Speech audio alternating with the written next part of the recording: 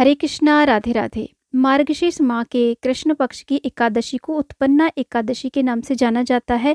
इस दिन स्वयं देवी एकादशी भगवान श्री हरि विष्णु के शरीर से प्रकट हुई थी, जिन्होंने मुर नामक राक्षस का वध किया था। इस दिन व्रत की कथा का पाठ करना, कथा सुनना बहुत ही ज़्यादा फलदायी माना जाता है। तो आइए सुनते हैं उत्पन्ना एकादशी की व्रत कथा। पौराणिक कथा के अनुसार सतयुग में एक अत्यंत बलवान और भयानक मुर नामक दैत्य था। उसके अत्याचारों से त्रस्त होकर के सभी देवता इंद्र सहित भगवान शिव के पास गए। शिवजी ने उन्हें भगवान विष्णु की शरण में जाने के लिए कहा। देवताओं के साथ भगवान विष्णु मुर की नगरी चंद्रावती पहुँचे। भगवान विष्णु और मुर दैत्य के बीच 10,000 वर्षों तक युद्ध चलता रहा, लेकिन मुर नहीं मरा। अंत में भगवान विष्णु युद्ध से थक कर बद्रिकाश्रम की हेमवती गुफा में विश्राम करने चले गए। मुर दैत्य भी भगवान विष्णु का पीछा करते हुए उसी गुफा में पहुंच गया और उन्हें निद्रा में देखकर मारने का प्रयास करने लगा। उसी क्षण भगवान विष्णु के शरीर से एक अत्यंत रूपवान और शस्त्रों से सुसज्जित दिव्य कन्या प्रकट हुई।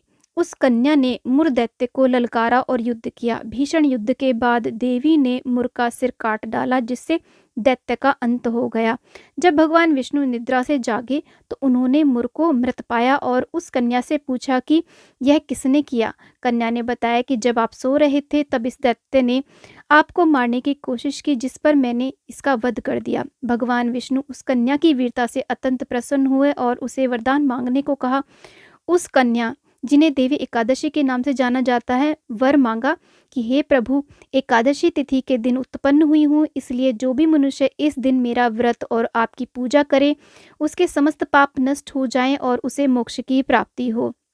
भगवान विष्णु ने तथास्तु कहा और वरदान दिया कि आज से मेरे सभी भक्त तुम्हारे भक्त भी होंगे। जो मनुष्य इस दिन एकादशी का व्रत करेगा, उसे सभी पापों से मुक्ति मिलेगी और अंत में मेरे परम धाम को प्राप्त करेगा। इसी दिन से एकादशी व्रत का प्रारंभ भी माना जाता है। तो ये थी उत्पन्ना एकादशी के व्रत की कथा। अगर आप एकादशी व्रत शुरू करना चाहते हैं तो उत्पन्ना एकादशी से आप एकादशी व्रतों का शुरुआत कर सकते हैं। राधे राधे।